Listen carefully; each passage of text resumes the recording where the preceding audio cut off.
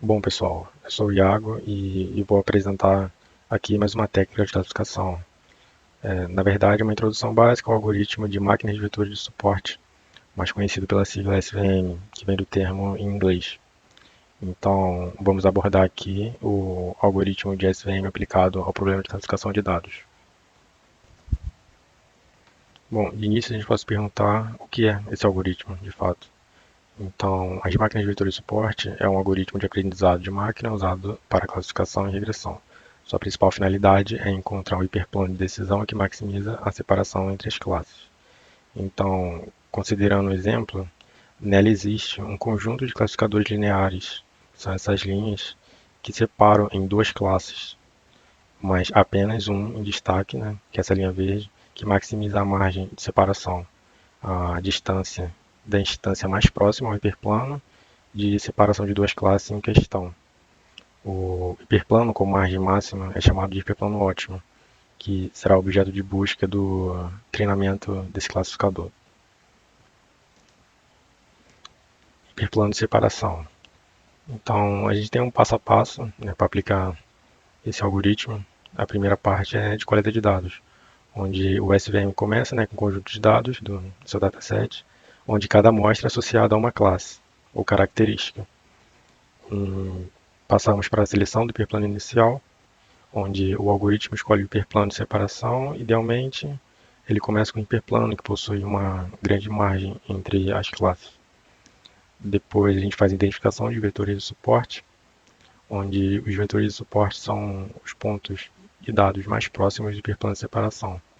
O SVM identifica esses vetores, né, pois eles são cruciais para a determinação do hiperplano ótimo.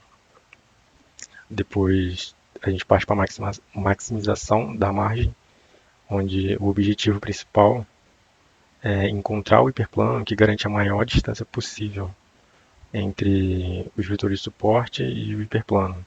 Para isso, ele utiliza a otimização matemática, como a programação quadrática, para ajustar o hiperplano de maneira a ampliar essa margem. E, por fim, a gente faz a classificação, né, que após encontrar o hiperplano de separação ótima, né, o SVM pode classificar novos dados desconhecidos com a base o qual o lado do hiperplano eles caem. Tá, mas como nem todos são hard flores, né, a gente se pergunta e quando o conjunto de dados não for linearmente separáveis. Tá, aí a gente vai utilizar, né, as funções de kernel, que, que são funções matemáticas que mapeiam dados de entrada do espaço dimensional original para um espaço dimensional superior. E isso permite que o SV lide com problemas de classificação não linearmente separáveis, transformando em problemas linearmente separáveis em um espaço maior dimensão. A, essa função kernel, né, é uma parte fundamental do SVM, pois permite que o algoritmo encontre o hiperplano de separação ótimo no espaço maior de dimensão, mesmo quando os dados não podem ser separados de maneira linear no espaço de entrada original. Então, a ideia por trás dessa função de kernel é, em vez de calcular explicitamente a transformação de dados para o espaço dimensional superior, você pode usar a função de kernel para calcular um produto escalar, né, um produto interno, entre esses vetores de característica, transformando sem realmente realizar a transformação. Isso economiza o tempo computacional e é conhecido como truque de kernel. Então, na figura aqui, né, mostra esse processo de transformação de um domínio linearmente separável em um problema linearmente separável, através desse aumento de dimensão,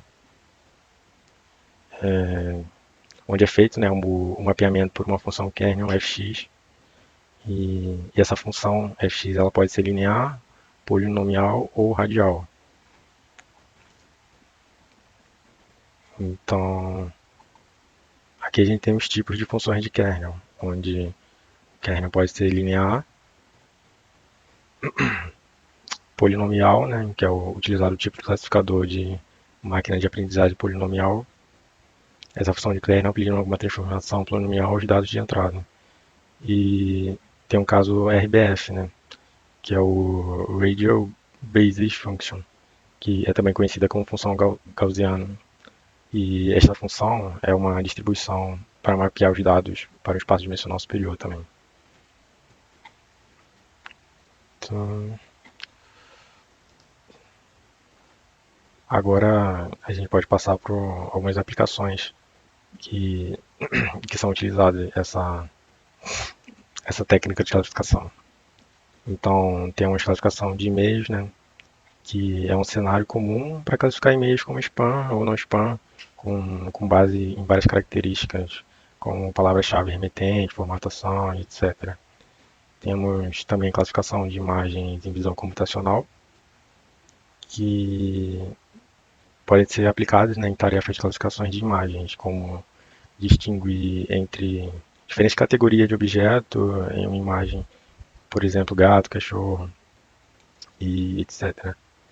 Um outro exemplo, né, é essa análise de sentimento de mídias sociais, onde a gente pode utilizar, né, para determinar sentimento positivo, negativo, neutro de uma postagem com base nessa análise de texto. E também temos detecção de fraude de cartão de crédito, onde para identificar essas transações fraudulentas em cartões, ele analisa esses padrões de gasto, de históricos, transações e, e outros atributos também. E entre outras aplicações, a gente tem o diagnóstico médico, né, classificação de documentos, texto e previsão de preços e ações. Ah, aqui tem uma relaçãozinha de vantagem e desvantagens do uso desse algoritmo para classificação de dados. Algumas vantagens é a eficiência, né, no espaço de alta dimensão, como classificação de texto, reconhecimento de imagem, onde há muito recursos. Temos também a eficiência, conjunto de dados de tamanho médio, onde a gente consegue tornar mais adequado para muitos problemas do mundo real. Temos também a eficiência de conjuntos, tá, a regularização embutida também, onde os SVMs têm uma técnica de regularização que significa, né, que eles tendem a evitar o overfitting, mesmo em conjunto de dados pequenos. E de desvantagem, temos sensibilidade do parâmetro, onde pode afetar na eficiência do algoritmo, porque encontrar os valores ideais pode ser meio que processo de tentativa e erro, dependendo do seu dataset também. Uma outra desvantagem é o custo computacional elevado, né? Para treinar essas máquinas pode ser um custo bem elevado, especialmente em grande conjunto de dados, né? O tempo de treinamento pode ser longo, e isso pode ser uma desvantagem em cenários em tempo real. Temos uma interpretação bem limitada dos resultados, pode tornar difícil essa comparação com outros algoritmos, como o de árvore de decisão, né, já apresentado.